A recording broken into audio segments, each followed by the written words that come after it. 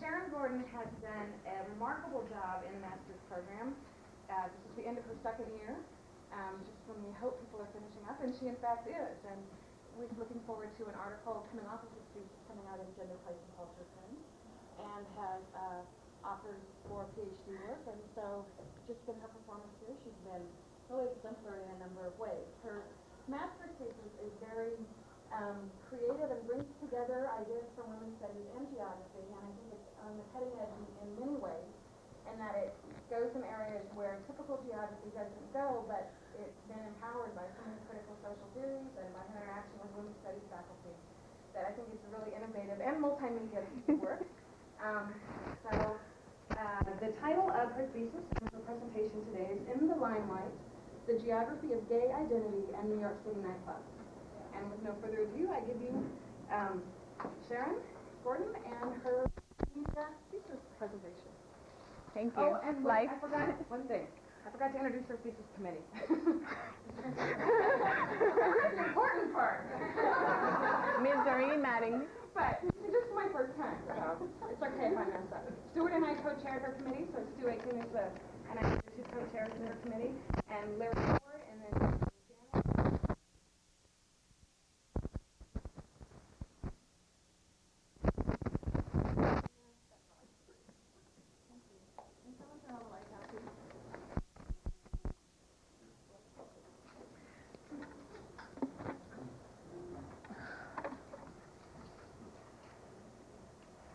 Power.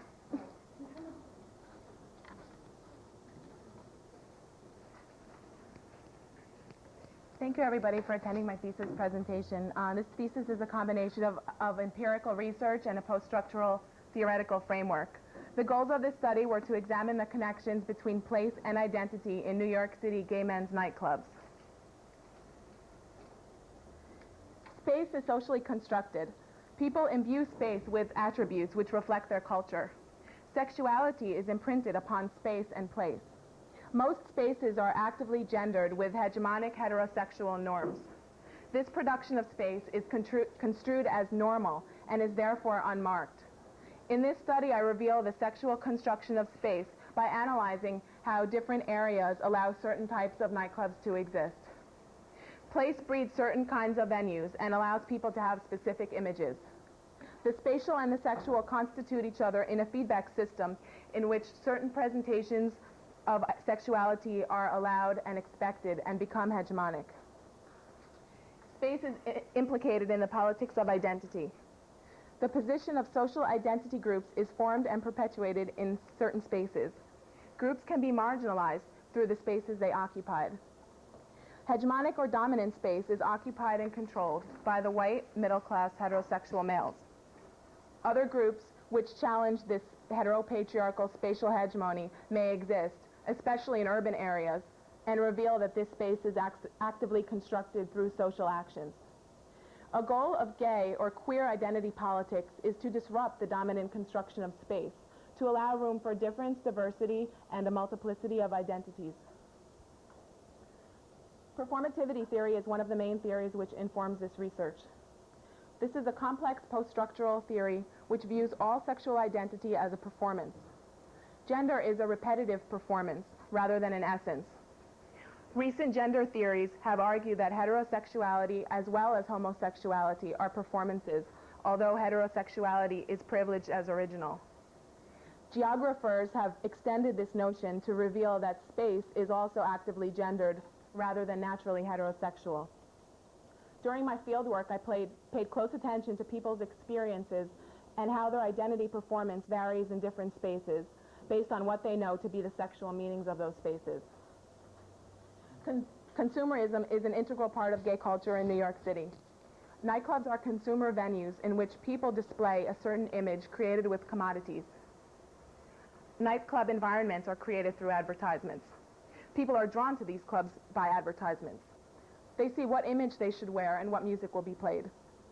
Advertisements target certain clientele through economic, geographic, and cultural elements, and gender and race representations. New York City has a rich gay history which set the stage for the rest of the country. It is through the events of gay history that sexual meanings in the myriad of neighborhoods within the city evolved. The turning point for modern gay history occurred in 1969 in Stonewall Bar in the West Village of Manhattan. This neighborhood has traditionally been associated with gay culture and has come to be defined as a gay area. The influence has spread to the Chelsea section of New York, just north of the West Village. I don't know why it's move back. Too big. Smaller.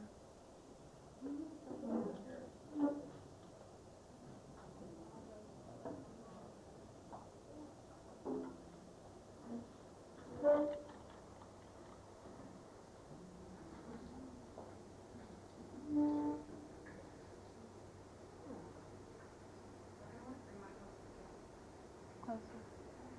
A little more. Okay. Okay, this is the study area, which focuses on Astoria, Queens, Jackson Heights, Queens, and in Manhattan, Times Square, Chelsea, West Village, East Village, and Lower East Side sections for context. The West Village is filled with nice cafes like Mappamondo. People can be out or openly gay in this area. Most of the men in this area are white and middle to upper middle class.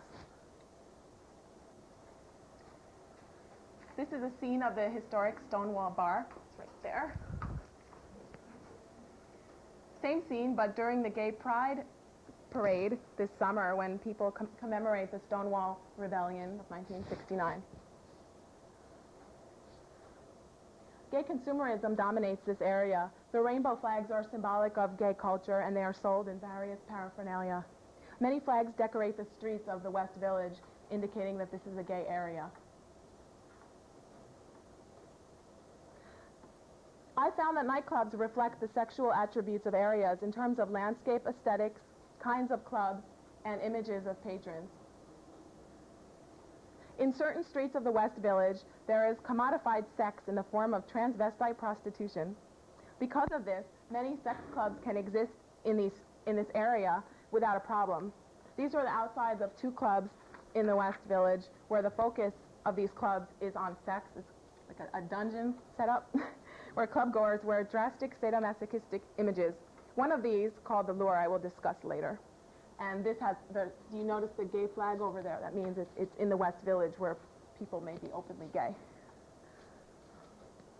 In Chelsea, there are many professional, mostly white men who tend to be economically privileged. This is a Chelsea street. You can see from the rainbow flag openly displayed on the landscape that Chelsea is an area also where gayness is accepted and gay men can be out in this area. This is the outside of the Tunnel Club. Many of the large clubs in Chelsea are in converted warehouses. You would not even know that this was a club, much less a gay club. Twilo, this also has low imageability from the street, and it's in Chelsea too. The East Village has quite different sexual attributes than the West Village and Chelsea. It is a place where there are many artistic people and people who wear alternative styles. This is seen on the landscape by the kinds of stores and also by the people walking in the streets.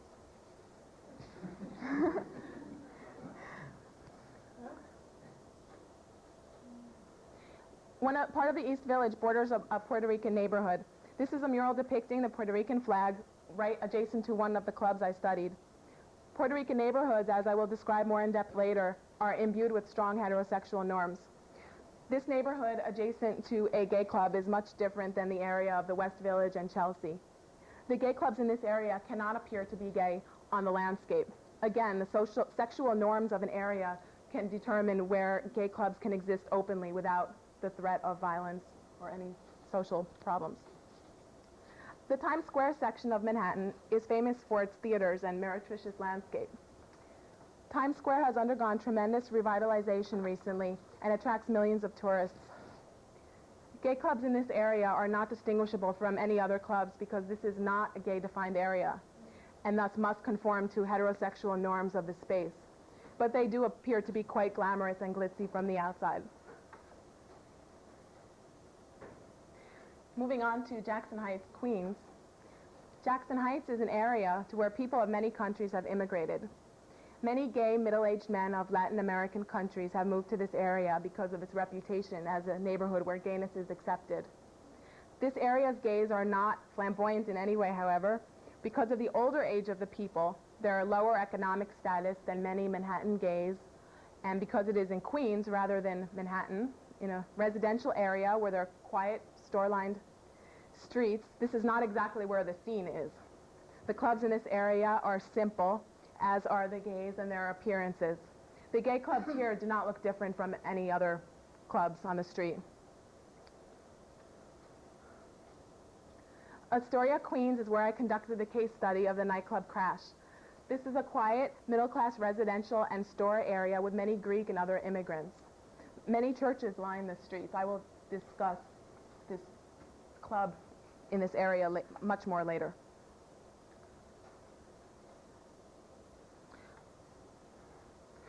I used a qualitative methodology to conduct this study. Ethnographic research methods are necessary when studying the experiences of people and in letting their voices be heard as much as possible. The methods used: participant observation at clubs, interviews with club promoters, owners, door people, bartenders, other staff, and patrons. I collected advertisements in the form of flyers distributed at clubs and in gay entertainment magazines. I analyzed many advertisements using iconographic analysis, looking for recurring motifs and elements and their significance, and analyzing the representation of gender and race in advertisements. I took many pictures of interiors and exteriors of clubs and people and analyzed these photographic representations. I conducted a case study at Crash Nightclub, which I codenamed Jump. Sorry, it's blurry, I don't know why. I combined these various methods with a theoretical framework to achieve a broad, multidimensional picture of nightclub culture in New York City. One of the major problems I faced in conducting this research is that several large clubs in Chelsea were closed by the DEA due to drugs and reopened under such heavy security that I could not enter with a camera or tape recorder. This led to a shift in the original focus of the study.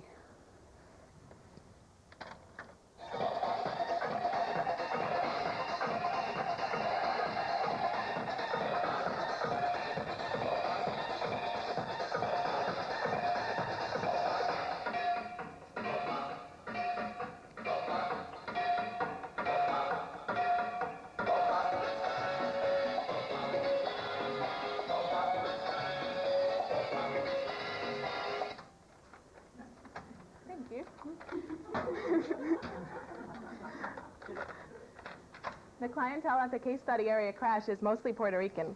Through the research, I learned that the clubgoers' cultural background was key to influencing their performance of identity in neighborhoods and in gay nightclubs.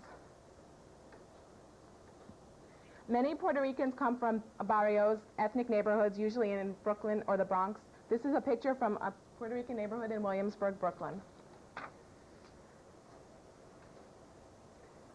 These are housing projects in the same neighborhood. These areas are highly gendered through the cultural concepts of machismo, which determine strictly heterosexual gender relations and constrain masculinity performance of gay Puerto Ricans. Men are expected to actively perform a masculine identity, to take care of women and the family, and to refrain from any show of weakness. This is a map of the case study site area, which is in Astoria, Queens, on Steinway Street. Many economically subordinated Puerto Ricans come from barrios to this club. They would come from Brooklyn and the Bronx, take the subway to the club. It is to many of them the only place where they may perform a gay identity, rather than the strongly macho heterosexual identity they must perform in their homes and neighborhoods to avoid being ostracized by family and to avoid encountering violence in the streets. This is outside Crash, the line. Ms. Jessica Fox is the drag queen hostess of Crash. She has drag shows nightly and spreads positive political messages to the club people. The intent of the staff is to make the club a comfortable place, encouraging a temporary community where people may be themselves. Crash is decorated with bright colors and pictures of glamorous stars.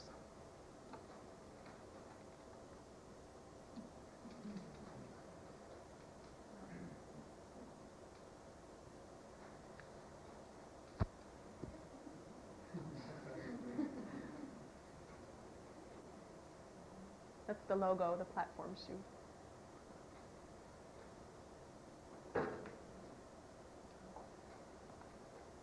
That's Miss Jessica Fox during a drag performance. The common image for Latino club goers to wear to gay nightclubs is informally called a banji image.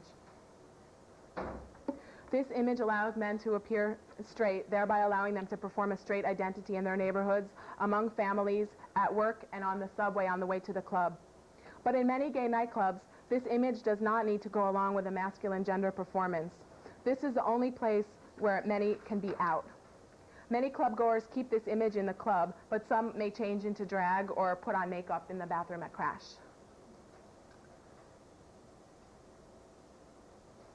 This is all the banji image.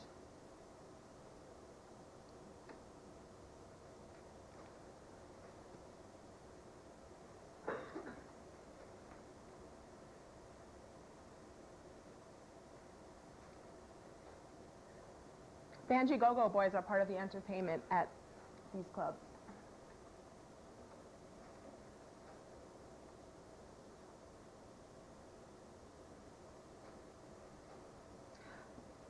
Banji clothing can be expensive, or it could be bought on the street, stolen or counterfeit. Image is very important to the men in my study, and they often spend a large proportion of their money on clothing. Nationalism is extremely important to gay Puerto Ricans. Many Puerto Ricans have a strong sense of nationalism, and gays maintain the significance of their culture when they form communities in gay clubs. This Go-Go Boy at Crash displays the Puerto Rican flag on his person. A large proportion of the music at Crash is salsa music. The men dance the salsa together.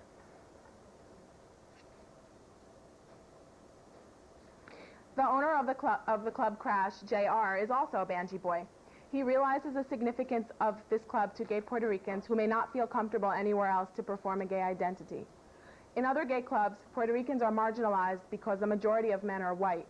Crash is perhaps the only simultaneously Puerto Rican and gay-defined space. Spatial knowledge influences performance. Gay Puerto Ricans understand that hegemonic sexualities are expected in the spaces defined culturally as heterosexual in their neighborhoods.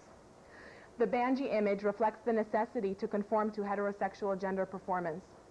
Many Puerto Ricans do not go to gay clubs in Manhattan where the majority of clubgoers are white. They only feel comfortable among members of their own ethnicity who also allow them to perform their gay identity. For many, Crash is the only place they can truly express themselves.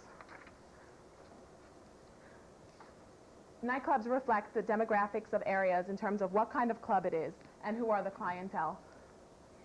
And advertisements create the club environment. Looking at the connection between advertisements and nightclubs was an integral part of my research. I found that people change their image and identity in various parts of the city and in different clubs. First, I will discuss the variety of clubs found in Manhattan and Queens and how they are contingent upon their geographies. Times Square is an area filled with theaters, bright lights, and tourists. Times Square clubs are advertised as glamorous and show pictures of drag queens, the main attraction at many clubs. Drag queens even go to straight clubs to entertain and stir things up. But they are signs of glamour, especially among gays.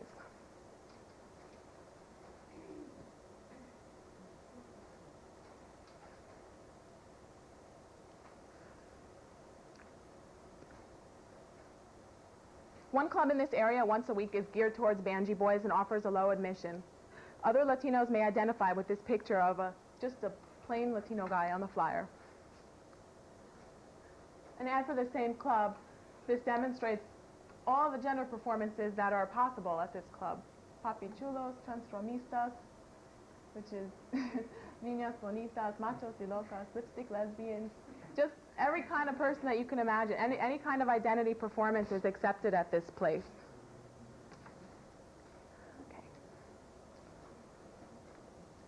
Chelsea Gym is advertised like a club.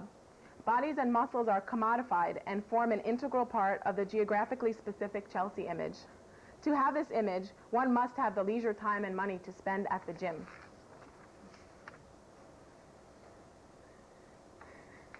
This gym is advertised in a sadomasochistic picture.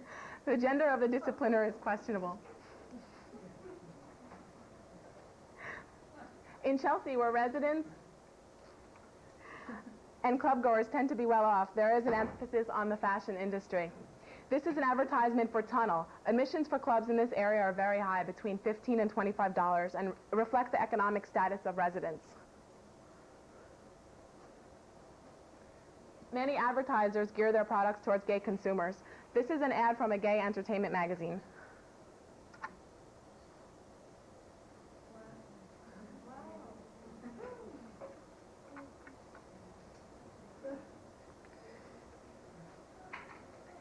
In this ad for a gay tea, the idea of the traditional nuclear family is appropriated in a critique.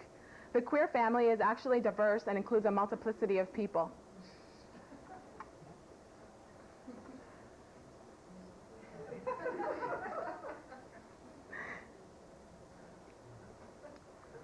Chelsea clubs often depict white men in settings unlikely for those of lower economic status, such as on vacation in the woods.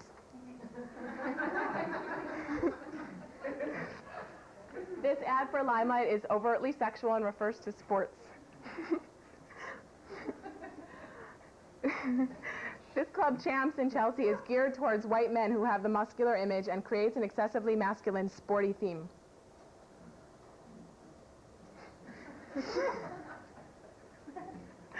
The bartender at Sound Factory Bar in Chelsea exhibits the muscled image. This is more Chelsea clubgoers. Chelsea clubgoers at Champs, the trophy theme. This is an advertisement for a Jackson Heights, Queens nightclub. The advertisement reflects the demographics of the area, which I described earlier. It is very simple and does not demand a certain image.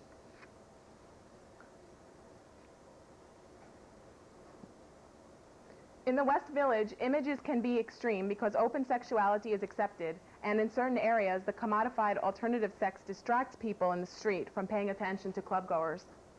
Clubs can be sexual, sadomasochistic, or just have those images for the patrons. Advertisements demand these images. This is a sign from the door at the Lure. This is a club that I did not get into because I had white shoes on.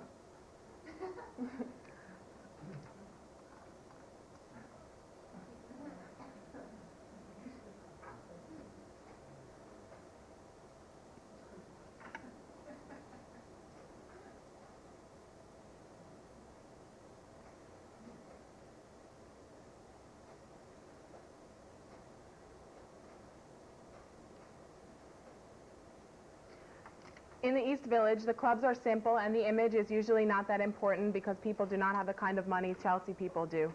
From the outside, you could not distinguish any gay clubs in the East Village because this is not a gay-defined area. One club, Cake, is an exception.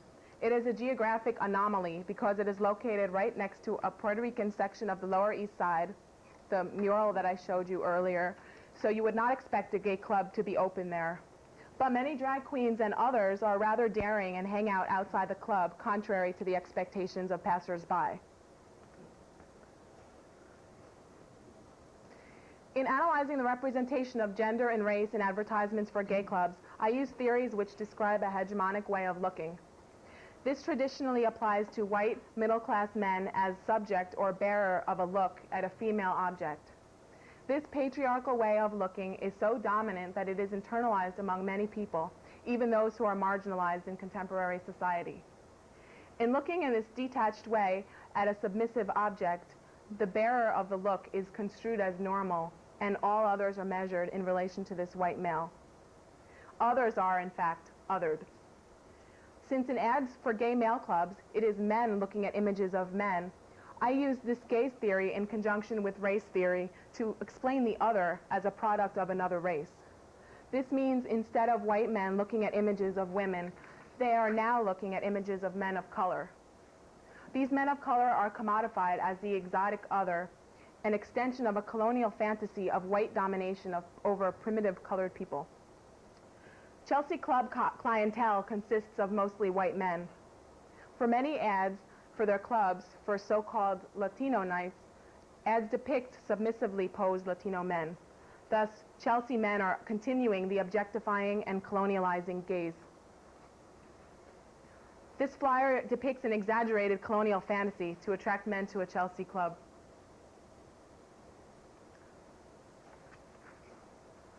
The traditionally female subject of high art is substituted with a Latino male in a narcissistic pose for a Chelsea club flyer. This Banshee boy is positioned submissively as a woman for white Chelsea club goers. This is similar.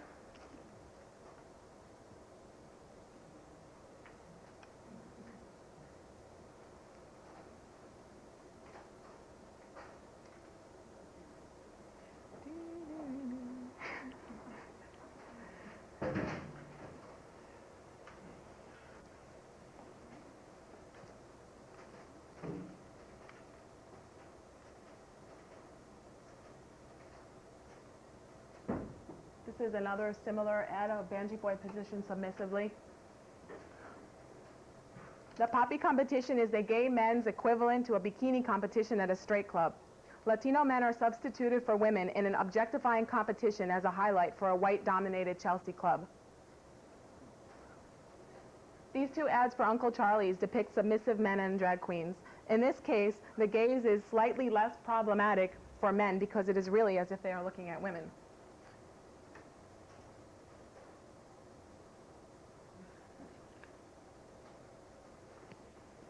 This flyer for an expensive Chelsea club where there are many drugs includes a Latino man in the psychedelic fantasy of this club experience.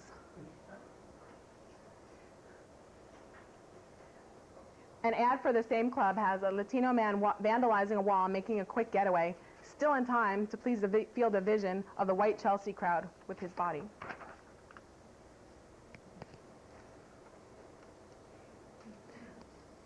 This flyer is geared towards a celebration of the annual Puerto Rican Day Parade. Most likely, however, the Puerto Ricans will not go to this club to celebrate because it is so expensive, but they are still used in ads to lure Chelsea men to these clubs.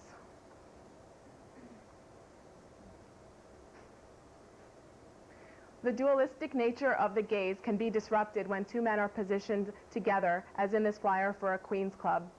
This club has a much larger Latino clientele than Chelsea. This makes the gaze theories less clear-cut.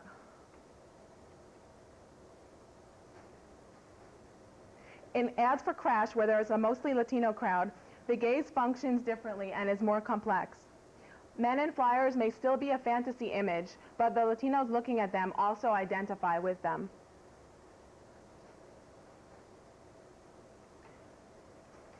Crash is more socially conscious than other clubs. The rainbow flag is a show of pride, and there are political messages as well. Sometimes flyers do not even show men on them.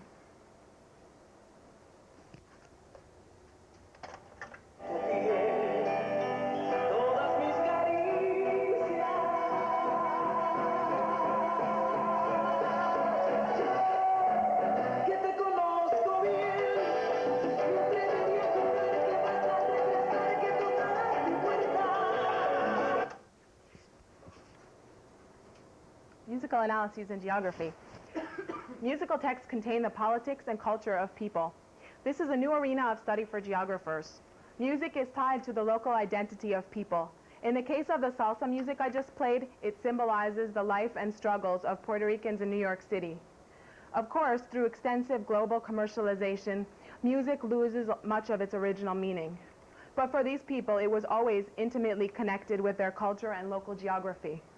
Salsa is still the musical wallpaper of the barrio. Gays form their communities around this music, as in the nightclub Crash. They perform gender to this music in a different sexual production of space than when straight couples dance to the salsa. House music, as I played at the beginning of this hour, is a musical discourse of Black and Latino community history in nightclubs. Music has the power to transform spaces and to imbue them with meaning. Music demands gender performance. Gay nightclubs are spaces where people may perform gender identity more freely. but this is constrained by the consumer nature of these places. Gay nightclubs are highly contrived places, often requiring a certain image and an economic minimum. These are not public spaces. Although gay nightclubs may seem liberatory for many, the spaces themselves are marginal and do not challenge the hegemonic construction of space elsewhere. By keeping liberatory identity performances in private spaces, these identities may be even further marginalized, while the dominant construction of space remains unchallenged. People of marginalized economic classes have less access to capital and are not able to assert as much economic power as the typically white, middle-class gay men who can alter the consumer landscape. Culture and race are also constraints to gay men's power. Transportation is an especially important dimension of spatial limitation. Those of subordinated economic classes tend to be confined to subway travel. Their image is limited by the heterosexual definition of New York City subway space. For men who have access to cars and taxis, their image can have more dramatic in these private spaces on the way to clubs. This study is a contribution to new post-structural geographical research which recognizes the multiplicity of experiences of non-essential identity groups. The politics of identity are contingent upon definitions of space. Queer identity politics expose the hegemonic heteropatriarchal construction of space. In this study, I examined the spatial dimensions of image, identity, representation, and how nightclubs exist based on the sexual meanings of areas in the diverse city of New York. This is the limelight. Music. Questions? Questions?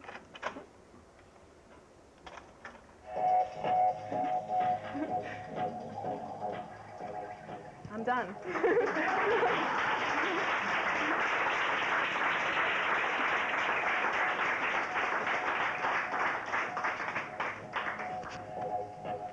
Helen? With the light. I don't care. Yeah?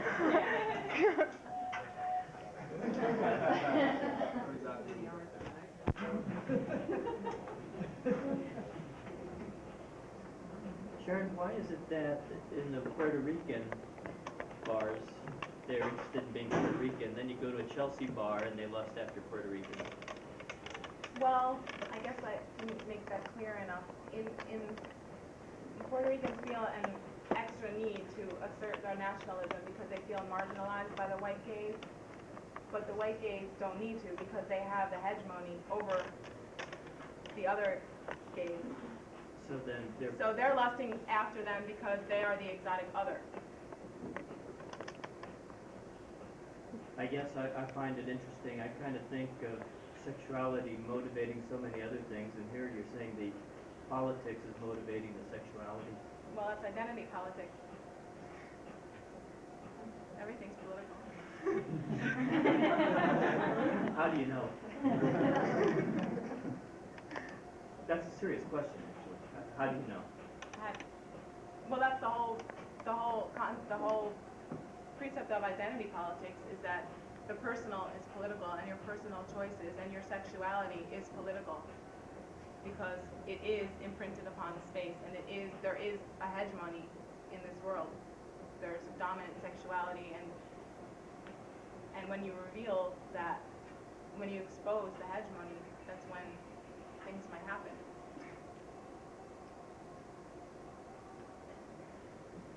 Where does the name Banshee come from? I don't know. It's maybe 6 years old.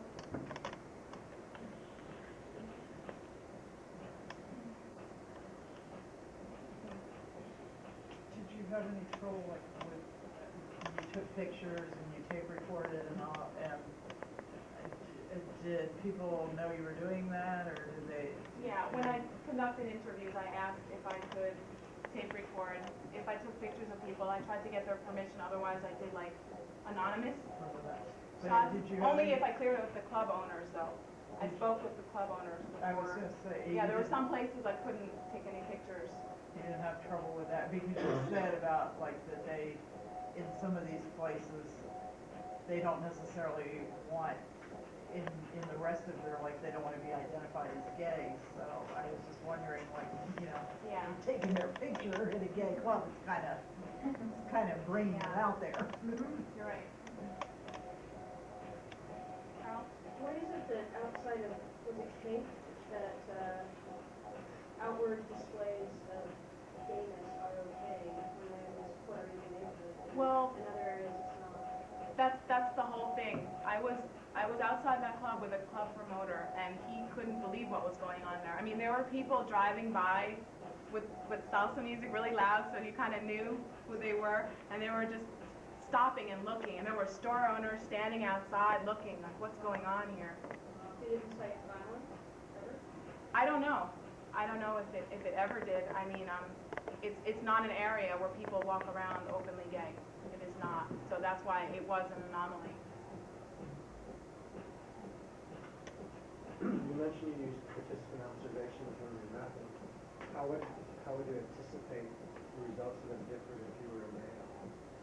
Being the participant researcher or if you were a gay male, because you're a woman and you're in a male homosexual arena or a series of them. Yeah, I know. It would have been very different, and that's one of the things that I tried to talk about in my thesis, is how my position in relation to these people, because there's no objective information that I gathered. Everything is how people related to me, what people chose to disclose to me.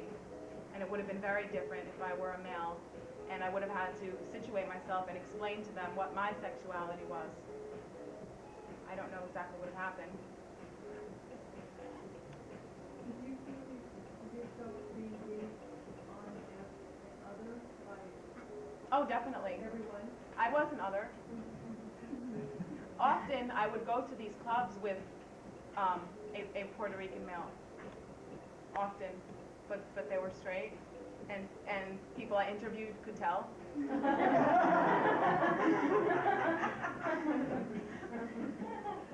What kind of questions are you related to conduct? Well, I didn't. I'm interested in answering more questions about identity politics and geography. I don't really have a specific focus. It won't necessarily be on gay communities. But I think that the theories I used have really changed the way that I look at everything now. And I think it's really interesting.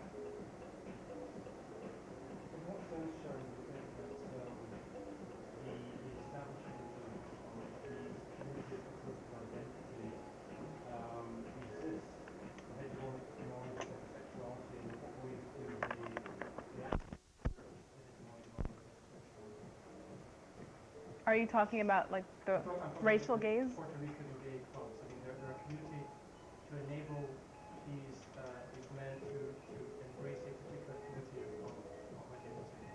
But in what sense does that embracement, is it a resistance to heterosexual norms, and in what way does it actually bolster the dichotomy and bolster the current dominance of I'm sorry, I don't understand exactly what. Okay. Sarah, I turned off the music. in what ways, if I can get that, I don't know if I can do it. In what ways do the communities of political identity that are constructed in these clubs reify heterosexual norms, and in what ways do they resist them? Okay, well, they in terms of there is still a dualistic gaze, okay? It's just people of another race being substituted for people of another sex. So the dualistic gaze, it's mutual in the Latino club. In Crash, it's a mutual gaze because all the men are Latino. But in Chelsea, it's not, it's reinforcing the norms of the gaze. How can the gaze be mutual? I think it's more mutual in the Latino clubs because they're all Latino, and there are people, they're looking at each other. I don't think there's as much difference in power because there's so many factors kept the same. You know, the economic, racial, and sexual factors are all the same. So I don't think there's as much of a power difference. Would it be possible to translate that formulation to gays or sounds a lot more like Kathy Kirby's formulation to male-female formulations? Not for a long time. A lot has to change before we can just get rid of patriarchy that easily, because that's what controls the male-female gaze. Sharon, what proportion of the music would you consider in the salsa, broadly speaking, would be in fact gay salsa? There is no gay salsa. The salsa music is usually made by heterosexual people, and the salsa music itself is strongly enforcing of heterosexual gender norms and male-female gender roles. Gay Puerto Ricans appropriate this salsa as a show of nationalism in nightclubs to distinguish themselves from other gays.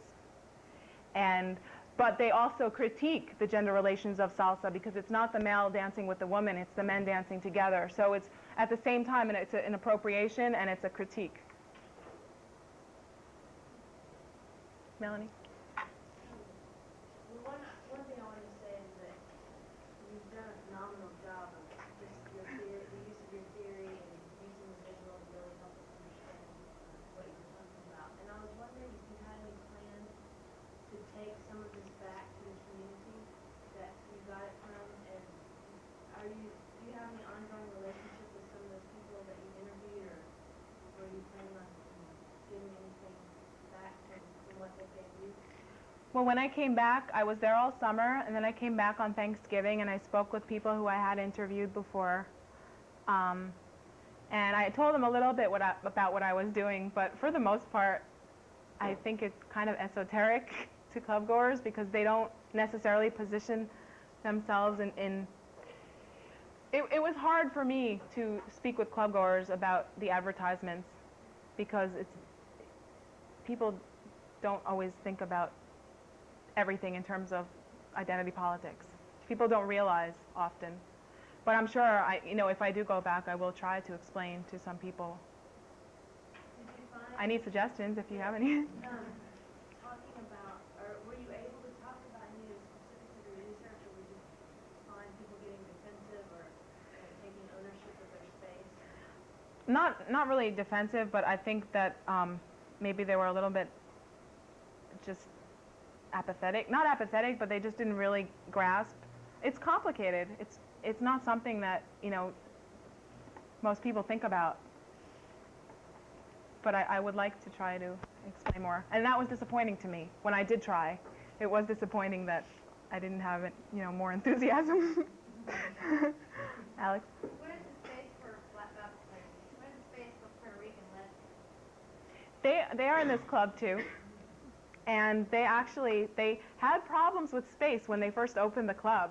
The women were a little bit territorial, so I heard. But I think there's more equality now. I think they don't get in each other's way. Sometimes they're friends. They'll dance the salsa together. So. Is there any difference between Puerto Ricans who are born in Puerto Rico and ones who have grown up in New York as far as their tolerance for gay behavior? Yeah, usually it's the people who have lived in New York City who are a little bit more open-minded, but there's still very strong heterosexual norms in those Puerto Rican spaces, in the neighborhoods, because of the previous generations. Yeah, do you think the ones that were born in Puerto Rico remain in the closet longer? Or? Well, most of them are in the closet still because they do live with people from other generations. It's a very tight-knit family environment for the most part. So that still constrains them. Maybe, to do this study again in a few more generations would be interesting to see how it has changed.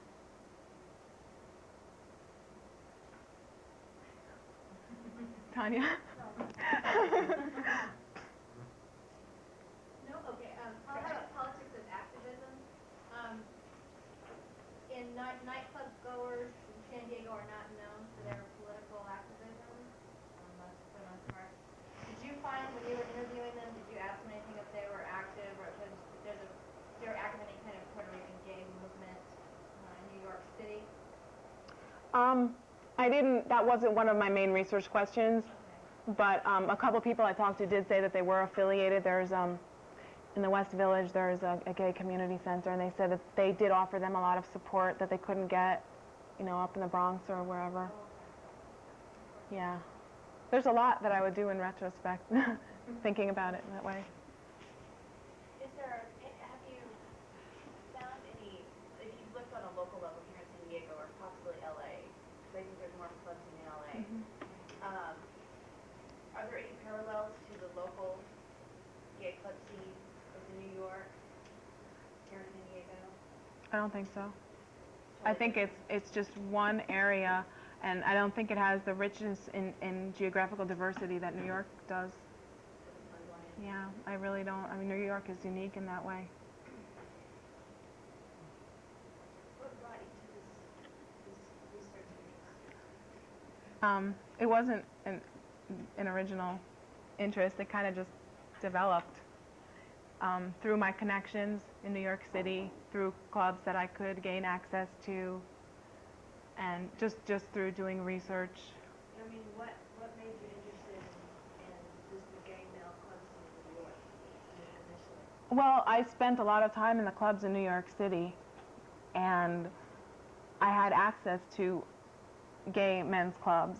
I didn't originally intend to do gay clubs. I didn't. You mean you're on a list? No, we just walked in, Alex.